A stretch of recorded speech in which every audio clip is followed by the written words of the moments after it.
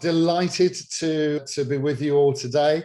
As I say, I'm going to be doing some of the presenting, and my co-presenter today is Yacoob Woozeer in our team. Unfortunately, he's actually not able to be here today, so we've recorded the live audit a couple of days ago because we are so busy at the moment that trying to fit everything in is rather difficult. So, but don't worry, we've got a really great experience for you, and I think it's going to be a lot of fun. So obviously the topic is a demonstration of a live audit. I'm going to hold back just a little while to tell you what website we're going to be looking at. But you're going to be looking at, if you like, what makes a live audit different from your average, if you like, WCAG audit, and why some of our clients really love this way of doing things. But before we go into that, I wanted to just for a bit of fun, do a Slido. So I don't know if people have used Slido before. If you go to sli.do in your browser or slido.com, what you'll find is something that you've probably all been utterly bored with, having done so many of these over conferences. I was at speaking at a conference yesterday. We were doing another one.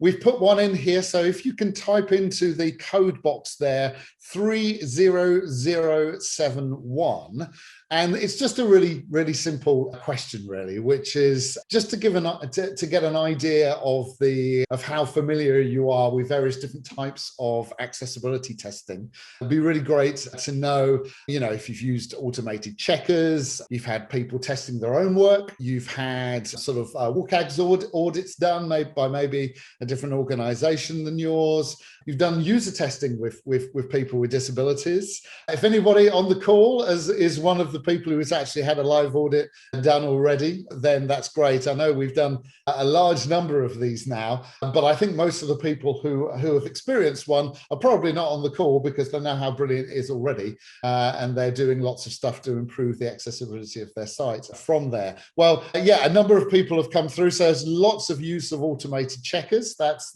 good. I'll be giving you some kind of thoughts on those in comparison in a few moments. Lots of people testing their own work. That's what I wanted to see, because it is so important for people not just, if you like, to rely on accessibility experts to do things. There's a lot you can do yourself, and actually hopefully at the end of this session today there will be a lot more that you can do for yourself, because you'll see in our live audit how we use some tools that are freely available oftentimes to test things, so you could start doing things yourself.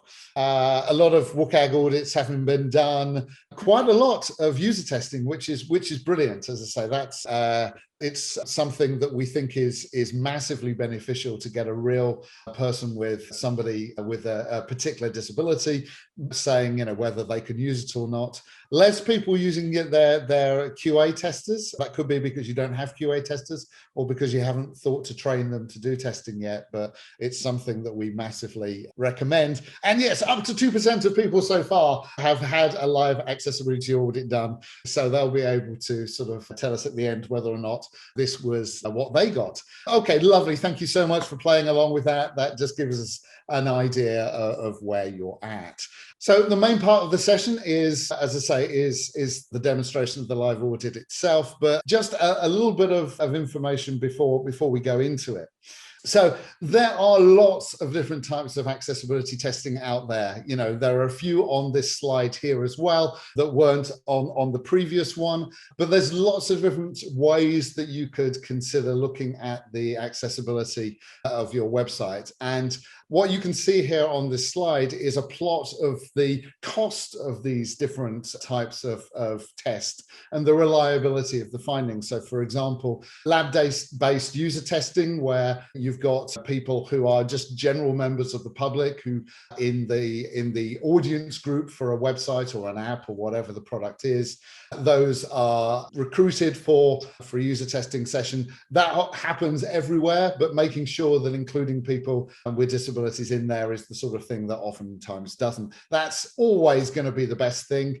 I was 3 years as head of usability and accessibility at the BBC, running a team where we did that all day, every day, pretty pretty much. So that's great. Down at the bottom, automated testing against guidelines. So it's a much cheaper way of doing things, but it doesn't really help you with everything. But the ones that most people kind of do are the kind of the WCAG tests, the tests against guidelines or heuristics, oftentimes combined with testing with assistive technologies. So making sure that the product is working with different types of screen reader, for example.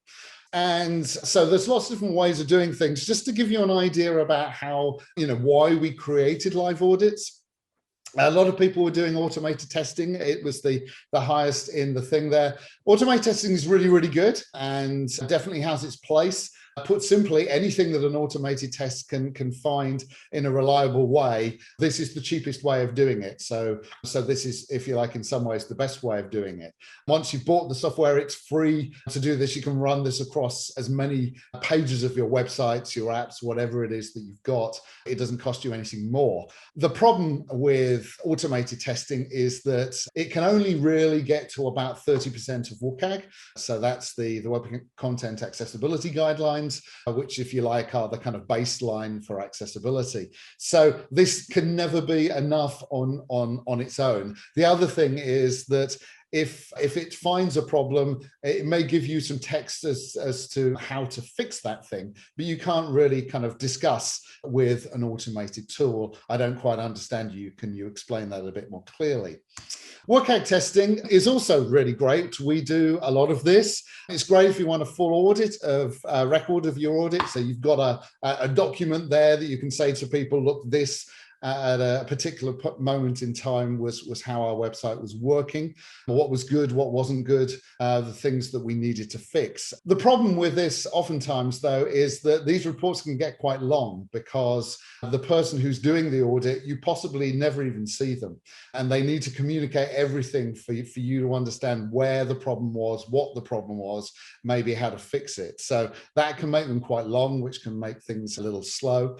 They provide examples of fixes, but the thing about this is that it's entirely possible that maybe one of those fixes won't work on your website because maybe you didn't create that part of your website. So to fix this thing, you need to do something different. You can't just go into the HTML. You need to actually kind of speak to suppliers, that sort of thing.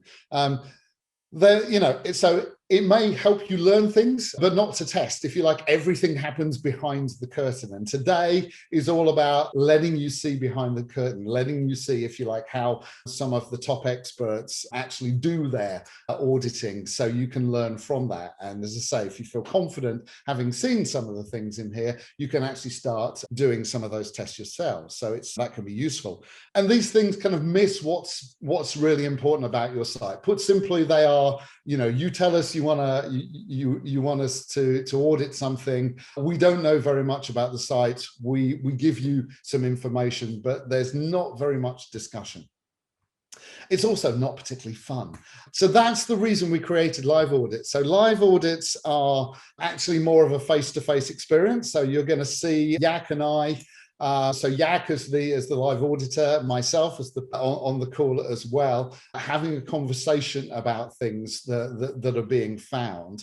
They also happen over multiple sessions. So these days we do them remotely because we don't need to go to people's premises. So rather than do it over a day, which can be quite overwhelming, we normally split them up into maybe 2 or 3 sessions with maybe a week between them, so people can fix things between sessions. That sort of thing really helps.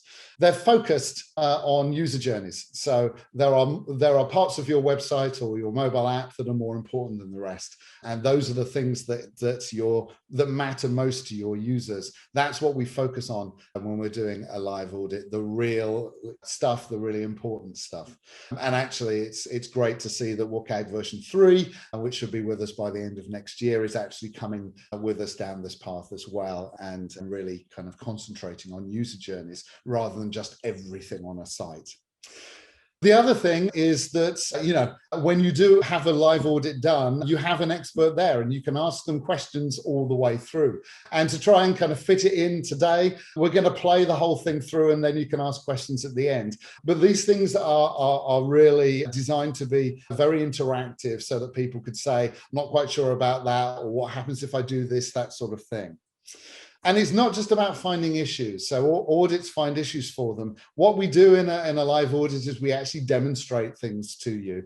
So we don't have to create big, long reports. In fact, we don't create a big, long report. We give our clients the video of the session, and we ask our clients to actually document things themselves directly into their bug tracking system, because that's the sort of thing that they would do anyway from a report. But it's a much, if you like, more efficient, a much leaner way of doing things. And because we're demonstrating things, we're showing you how we found things. You can ask questions. The idea is there is training in here as well. As I say, it empowers people to be able to say, okay, there are parts of that where we would really need an expert, but actually there's parts of that that maybe I could do with that tool. So yeah, let's see if I can do that. That's the sort of thing we like to do, to empower our clients rather than just tell them what's wrong with their product. And then the final thing really is that there is discussion. So sometimes it could be, as I've given the example already, that you can't actually fix part of your product because it's part of a third-party tool and you need them to fix it. So the conversation is not about like what HTML needs to change, but how do you get them to fix that? And if you can't get them to fix that, then how would you do a workaround, that sort of thing. So I hope you're going to find this really interesting from that perspective. So here we are. We're going to go into the video that we recorded just a couple of days ago. And the website that we're going to be looking at is ours. We couldn't think of anything else that would be fair. There is no way that we shop other organizations about their accessibility in public. We did consider maybe asking somebody if they wanted to volunteer their site, but we didn't think that was a good idea either. So we're showing you this working on our site. So this was a little risky because nobody really likes showing their kind of accessibility problems in public. This is us doing it very, very much today. And the reason we're doing this, other than because we thought it was the fairest way of doing things, was because we wanted to get across the point that oftentimes you can create a website that's brilliant from day one. You know, we're an accessibility company. We care massively. Our website's been out there now for a number of years, and actually loads has been added to it, lots of new sections, things used in different ways necessarily from what we were originally expecting. And like a lot of you, actually, we didn't create our website. The developer of our website doesn't work for us. He's an external contractor that we use a lot. We've trained him, but sometimes he or any of our team who are putting up content, and I include myself in here as well, could miss something as we're putting something up. You know, it could be that we're racing to get a new product advertised on here really, really quickly, and we miss something. So generally, once you've had a website launched, the accessibility, if you're not careful, can degrade. And the way we deal with that is live audits. That's our way of saying, okay, we're going to test our own stuff and see if it works. So here we are. I'm going to play you. It's about 30 minutes long. This is a live audit experience of the Hassell Inclusion website. And so it's Yac as the auditor and myself as the person who owns the site. So thanks for joining us on this live audit. What we're going to do today is give you a quick overview of the process, why we do it, the benefits of a live audit, and what it means for you. So as a very quick introduction to accessibility, what I often say in a live audit is different people have different abilities and personal preferences, and depending on knowledge, equipment, and ability, people may look at your site in different ways. So the purpose of a live audit is to give you some insight into the different ways that people can navigate and interact with your site, the different choices they'll make when they move around those sites, and anything on your site that's potentially then a barrier that would prevent users from completing a journey or from completing a transaction. So as a quick demo, it may be that for one reason or another, people don't have use of a mouse on your site. So some people may start to navigate using a keyboard or a pointing device. So I'm in the services section at the moment, and you can see as I move, we go from training to Y inclusion. It may be that some people have preferences on color schemes.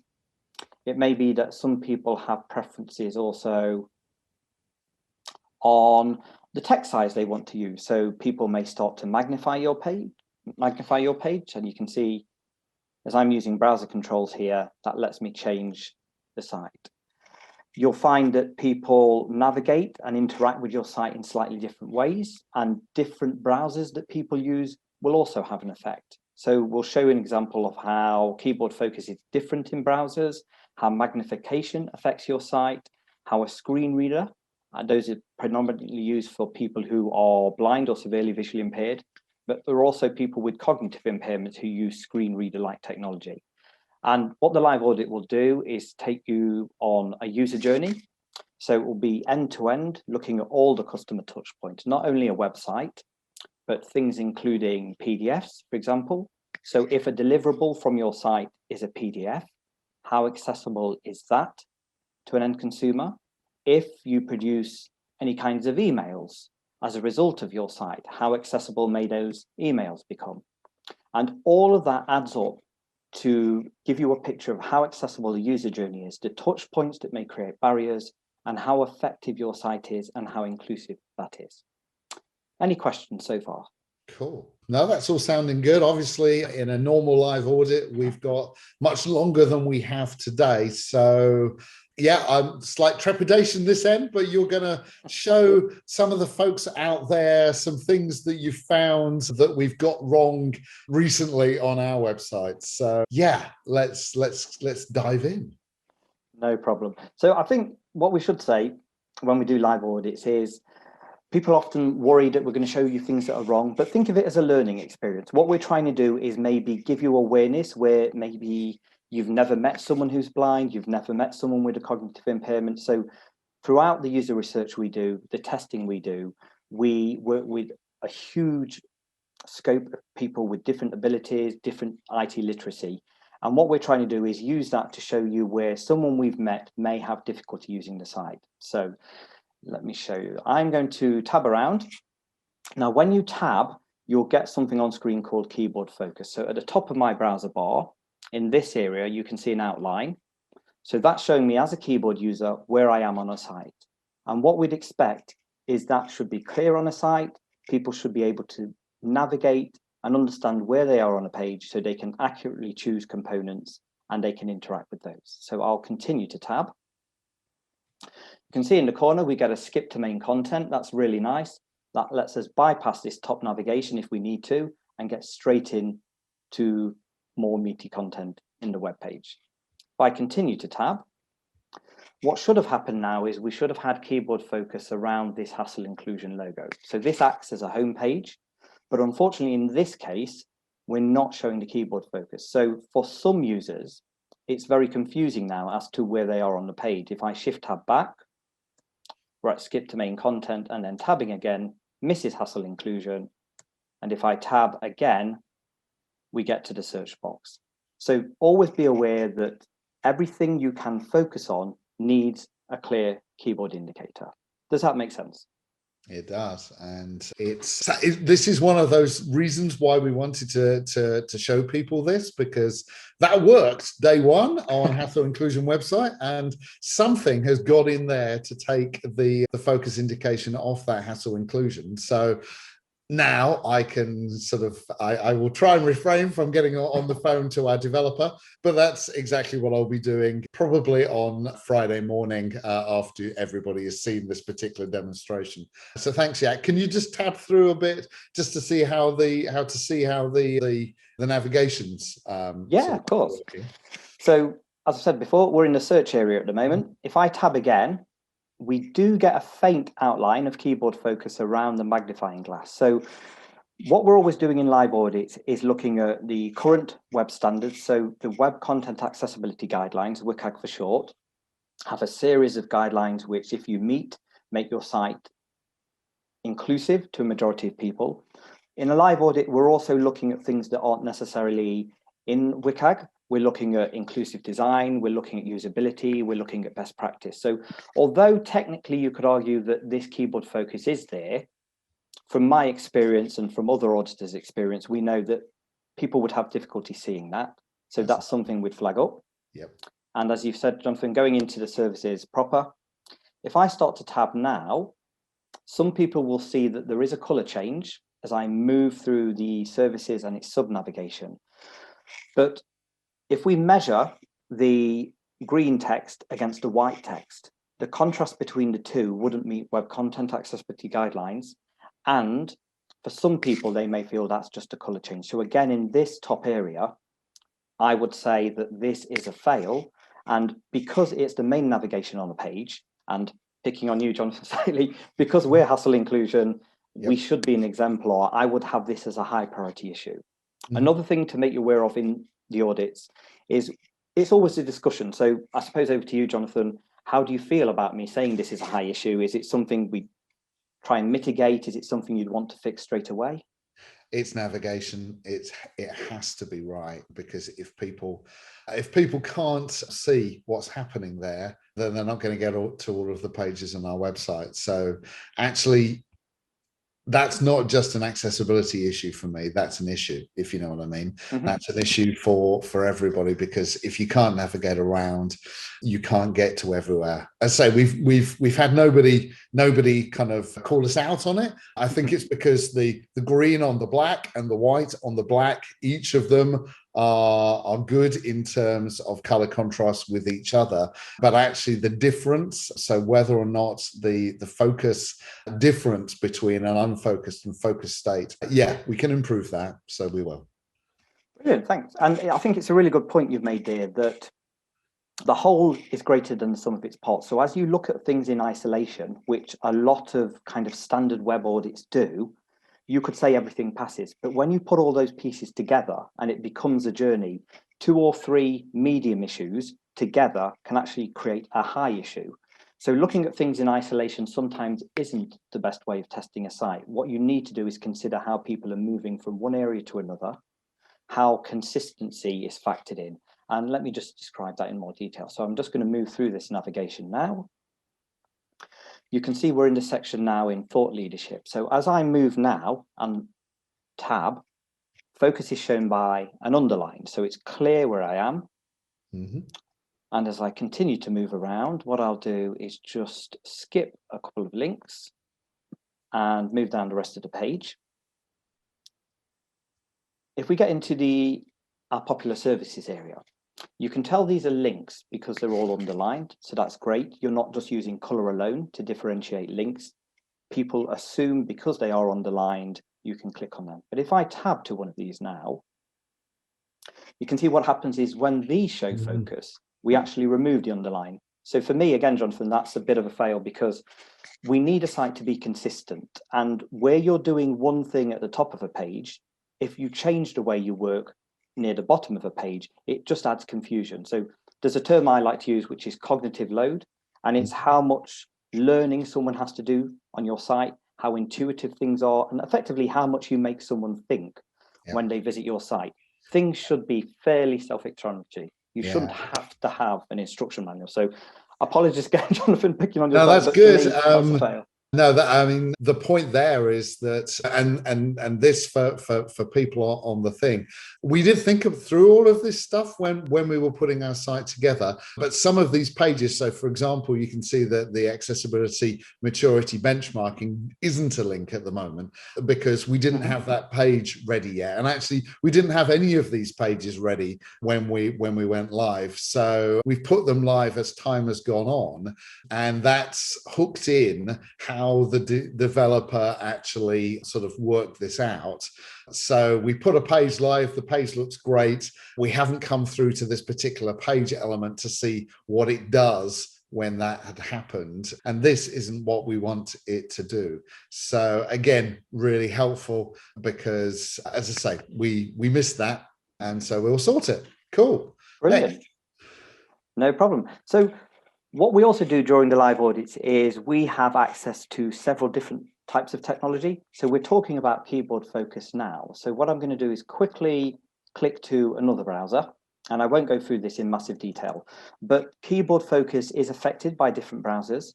So we always do a kind of belt and braces check to say, right, what's causing the problem? Is it the browser? Is it the technology? So Windows or iOS, and we do that on mobile phones as well. Or is it something that a user is using? So a screen reader, a magnification tool. Here you can see that the same effect is happening in a completely different browser. And what that allows us to do is basically clarify the problem for you. So is it the underlying code? Is it a browser? Or is it assistive technology that's causing the problem? So during a live audit, we can have a discussion. If we ever get to a stage where there's a problem and we're not sure what the solution could be or a recommendation for fix, we have access to many, many different browsers, mobile phones, and so on and so forth. So we can get to the problem quite quickly. It's another benefit over a standard audit where you may get some text or a paragraph, and there's that, well, what does this mean? There's the ambiguity and there's the interpretation. Live audits cut across that because we have that discussion, as you and I have just had, Jonathan. That's great. So, okay, so you were mentioning magnification earlier. So some people will be looking at this site in a much bigger text size. Are we okay? So, good question. So what we'll do is there are different ways to enlarge text in the Web Content Accessibility Guidelines. Because of time, we're just going to show you the kind of standard way of doing this in a browser. So in my browser, I'm pressing Control+, and what I'm doing is magnifying the page. And you can see what's happening is the structure changes. So in WCAG, we're looking at two key points: magnifying the page at 200%. And what I'll do is look for anything where text has been truncated, if there's any overlap of text. And if there is, that would be something we'd need to sort out. So I know from looking at the site previously, if we scroll right down to the bottom, you can see we have an overlap of text here. So the followers on text for social media is being overlapped by the snapshot audit. So that makes that area very difficult for people to read. Yes, it's a very minor issue, but as it's in the footer and people may be looking at this size, I think, Jonathan, again, it's something we'd need to sort out. It's an important issue, and again, the so the reason that we missed that is because we had very much fewer items in that particular line on the site there. So if you scroll back down to it, when we originally created the site, I think we only had accessibility statement, privacy policy, and cookie policy, so there would have been no problem at all. But now we're doing more and more services as we've gone on. Unfortunately, more of those kind of terms and conditions documents are there. And so we've added them to that footer.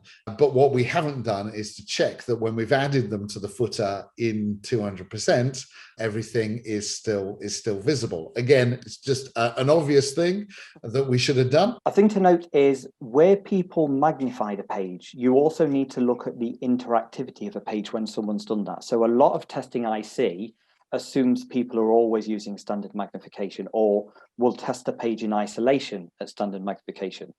I've magnified this to 400%. What you can see now is the social media icons encroach on the page, and it makes it very difficult then for people to view this. The viewpoint is effectively reduced. Now, this happens on several sites I've seen, and what I'd always say to people, and what I'll say to Jonathan, is how much user research has been done, and did we include anyone who uses magnification within a browser to look at that type of thing? Because it's something that's not regularly spotted. Yeah, I mean, I think the interesting thing there is that those three social icons were actually something that our developer already had in his toolkit, if you like, when we approached him and said we want you to make a website. And 400% is still quite new to most people. I mean, it's an unusual experience for a lot of people. But you're absolutely right that at 400%, whilst those icons at the bottom there are 400%, it means that it's just very, very difficult for somebody to view that page. So yeah, it's one of those things where they don't need to be that big. And so I can go back to the developer and say, okay, theoretically, this isn't necessarily broken in terms of WCAG, but actually as a user experience, anybody who will be looking at that magnification, why do they, they don't need to see those things at the bottom of the page. Those are our share icons. We don't need people to share that much. We want them to look at our information. That needs to be changed. Yeah, and it's a really good point you raised there, Jonathan, because the guideline around 400% in WCAG refers to something called reflow, and this page does that really well. So content doesn't require horizontal scrolling. Everything is in one long column and you can scroll, and that's great. So technically you could argue this passes, but we know enough in Hassell inclusion that we can say, well, yes, you passed the success criteria in WCAG, but we can see a usability issue. We can see a barrier to someone's journey. And like Jonathan's just said, we'd have a discussion around that. We talk to you about the potential people that impacts, the potential priority of that, and then we'd look at different recommendations for fixing that. Yeah, it was good. Okay, so that was magnification. So a couple of more things to be aware of with magnification. Where I magnify this page to 400%, some images lose clarity. They're not strictly pixelating, but they're blurring, and if I magnify it even more, they may be difficult to see. So we discuss things like this with clients. What kind of resolution are you using for images? How clear are they if someone magnifies? If someone's using a mobile, for example, to view this, and they need to pinch zoom, how clear would that image be? And it's often infographics that can show those types of problems. So another thing we'll be looking at on the site is color contrast. And that's the difference between a foreground color and a background color. So this phone number is a great example. We can see here it's white text on a black background. That would pass color contrast without any issues. But a benefit of a live audit is doing things as a user would. So if I tab to this area now, you can see because the link is in focus, there is a color change which has then failed color contrast standard. So what we're trying to do is not look at things in isolation. We're trying to imitate a user going through your site to discuss with you whether you've actually involved people in user research. So I suppose, again, Jonathan, on this one, is that something anyone would have been picked up? Is that something? So that hasn't been picked up. I mean, two really interesting things there. Number one, we started off with no phone number because I don't like using the phone. I like email because I know who's kind of emailing me. And then we thought we probably needed for people to be able to call us, especially if they were having any difficulties using the site or anything like that. Yes. So we put the phone number on there. The other thing is that it's a phone number. It's just a number. And back in the day, it was just a number. But these days, because this could be on a mobile phone, all numbers get picked up as a phone number that then becomes a link. So again, I wasn't anticipating this being a link in the first place because I don't use the phone at all. So yeah, again, great spot from a live audit. You probably wouldn't find that in most places. I never look at the phone number in the footer because it's not something I'm particularly interested in, but I'm actually interested in what our users are interested in. And so even though I would never use that, we will get that sorted. Thanks, Yac. Brilliant, no problem.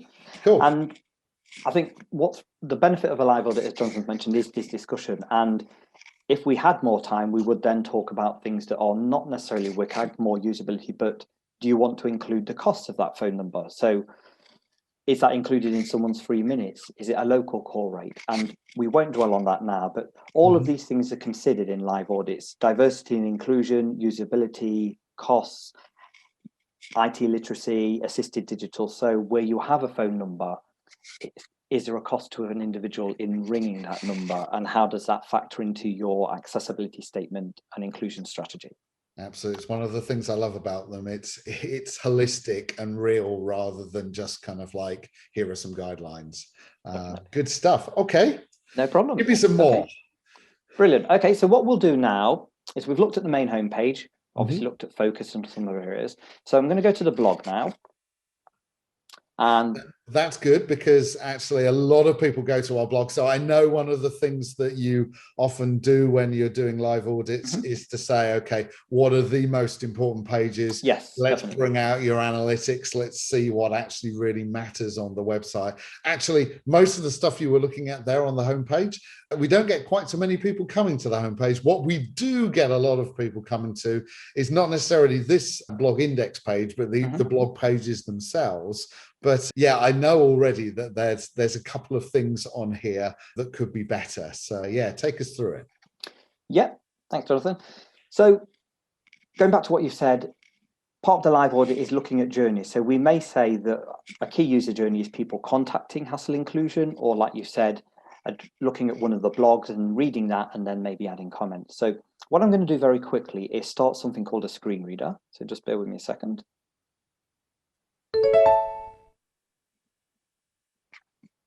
Lots of companies offer accessibility audits. Some have great pedigree. Blog Hassell So you should be able to hear a screen reader reading some of the content out. And what I'll do is just tab twice quickly so you can hear what effect that has. Banner landmark Hassell Inclusion homepage graphic visited link. Search landmark. Search terms edit has autocomplete search blank. So very, very generally, a screen reader is reading the content out that's on screen. You can tab to areas. You can use shortcut keys to jump to certain areas on the page. Type here to search. Why I'm showing you that is screen readers need information about graphics. So where a graphic gives meaning, you use something called alternative text. But where an image is decorative, what you're trying to do is hide that from a screen reader so they don't get all the information. So if I press the G key, which will jump me to a graphic. G. Let me just do that again. Blog, a second. Blog Hassell Inclusion. Main landmark, list with 10 items, Jonathan Hassell graphic. So we can hear that you hear Jonathan Hassell graphic. If I press G again. Jonathan Hassell graphic. We hear Jonathan Hassell again.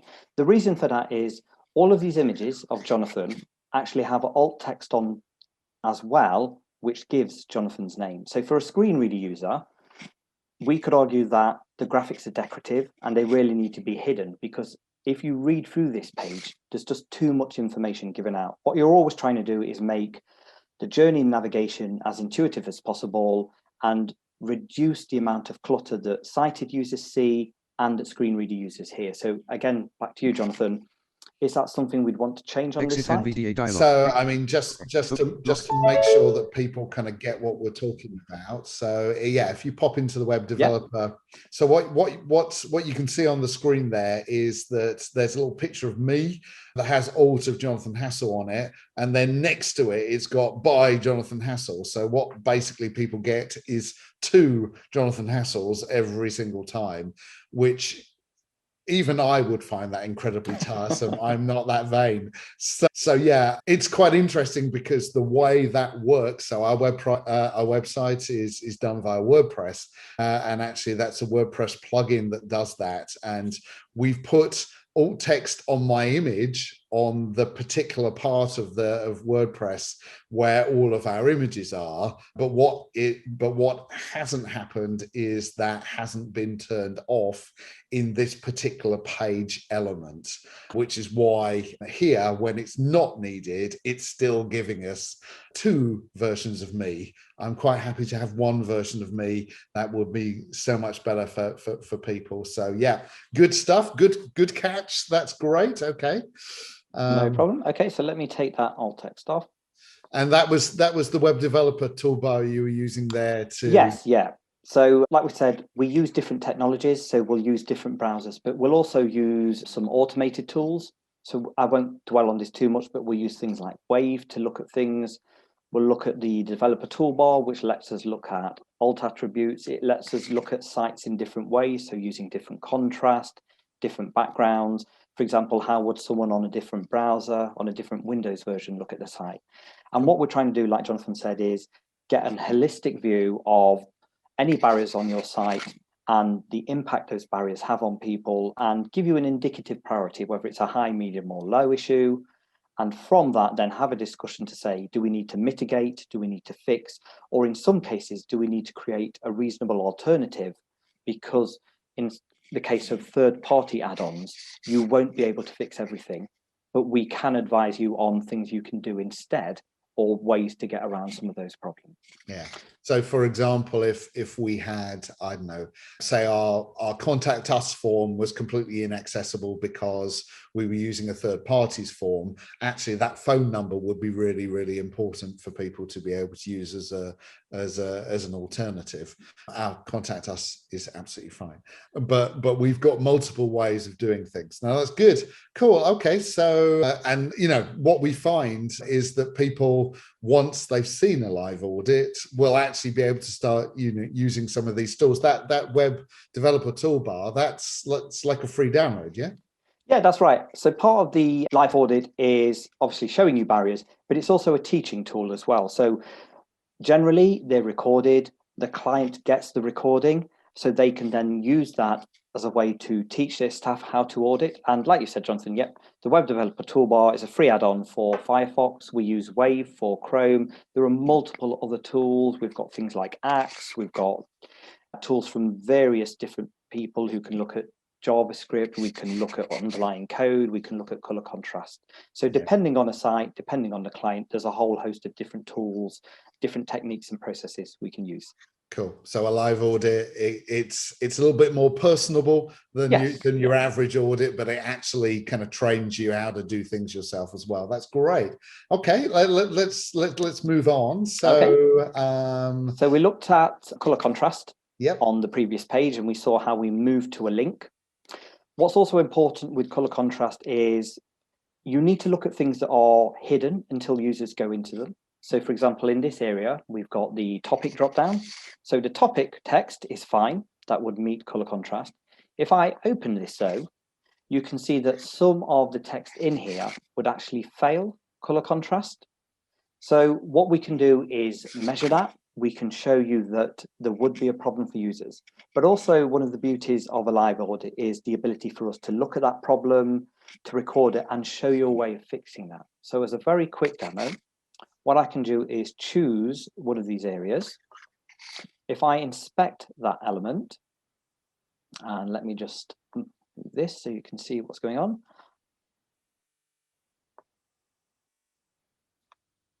And I will just make doubly sure I picked the right text. So I've selected the accessibility barriers. We've got the underlying HTML code on screen. You don't need to worry about this too much. But what we can see is we move down, we've got the color here that has been chosen for this text. So we know that this 828282 unfortunately fails. So there are different ways that you can find a color that works. So what we're using here is the Tanaguru contrast finder. I've already pre-populated it with the colors. And what this lets you do is choose a range of valid colors. So we know that contrast fails. If we look for one that passes, what that will do is give us a whole host of different options that we can choose. So in this case, we may say, right, well, we're going to use this code instead, the 6969. When we go back to the site, we can then simply add in that text. We'll select that and then close this. And what you can see now is that's had the desired effect, that the color contrast is now improved and we've changed the colors in this drop down. So part of the live audit is making you aware of the barriers, teaching you the impact of those barriers, but also looking at recommended fixes. So we can look at things like color contrast, tab order, magnification, and as we saw with the screen reader, things around labeling and any difficulties people with cognitive impairments may have. Yeah. So in the session, I mean, what we've done there, obviously, that's to kind of check it out. If we change the color from this color to this one, you know, it's now more accessible. Yep. Do we like the way it looks? Okay. If we don't, we can go and try another one or whatever. And once we know what it is, then you would need to get your developer to kind of say, okay, we now want to make that change to our website. But it allows you to kind of play around with these sorts of things. And, you know, I know you've had huge sort of success when you've had developers in the room with you, yes, so that they can literally say, okay, you found the problem, you demonstrated the problem, we looked at what a solution might be, we've now fixed it in the product, and you've not even like left the room yet. You know, that is the sort of thing which is possible with a live audit, which for me is one of the reasons why I love this stuff, because we're about fixing stuff rather than finding stuff, really. Yes, definitely. About trying to make sure that the impact we have isn't a document that makes people cry and they think, how on earth am I going to sort that? As I say, when you've got someone like Yak in the room with you, then you can find the solutions together, rather than sort of like your relationship with your accessibility specialists be this thing which is all documents and emails. This is a lot more fun. So I was just unmuting there. Thank you. I'm going to move on to the next part. So as I say, just a few thoughts from that, and thank you for all the questions that kind of came through on the chat. We've been answering them as we go along because I wanted you to get as much of that as we can. The thing to get there is that, you know, we massively care about accessibility, but we get things wrong every now and again because we're just moving so fast. So it's really important. So one person was asking about, you know, how would you get in touch with people? Accessibility statements, you know, saying that you're not perfect for accessibility is a great way of enabling people of understanding that actually you really want to make sure that that if they have any questions, they can ask you, that sort of thing. We would encourage people to look at their sites regularly. A live audit's a great way of doing that. I just wanted to give you one last thing, and then we've got some more questions coming through. I see a question on overlays we'll get to in a second. Yeah, I mean, what we found, and the thing that we, so we're doing these for loads of organizations at the moment. We've only got one case study up on our site because we're just so busy doing the work, if you know what I mean. But Galaxy, so we were helping them a couple of months ago. The big thing for them was they already had something that was good and they wanted to make it better. So the great thing about our live audit was basically they had the access to the brain of someone like Yak, and they were able to say, okay, you know, we don't need you to look at these things. Let's concentrate here. You know, let's really push to see how good we can get this. And we did that in sort of like 2 4-hour sessions so that they could take what they learned from the first section, actually, you know, correct things, and then come back and we can do some more from there, so that they were gaining even more confidence that they could get these sorts of things right. And, you know, there's a quote from the CEO there saying that it was just a seamless experience and everything was easy to implement and super practical. That's the sort of thing that people like out of these. So you've been asking questions, yeah, overlays, that's a question that's come through. Yeah, in general, don't touch them. Even if an overlay could make your website absolutely perfect for accessibility, your website's accessibility is then a shared responsibility between yourself and the person who's kind of fixing it, if you like. You're getting everything wrong, they're fixing it. You wouldn't do that for any other type of product. That's and also you learn nothing. Every overlays company wants you to be dependent on them for the rest of all time for accessibility to be all done. And that's not a good idea for any company, let alone the fact that most of these overlays have got real problems.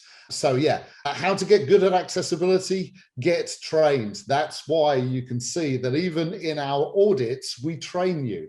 That's what we're about. We want all of you on this call to get good at this, rather than sort of rely on somebody else to sort of like, you know, correct all of your mistakes or even find all of your mistakes. So people are asking, how do I get a copy of the AIPM? Yeah, if you get a copy of my book, it's there in the support materials. It's there in all of our training courses.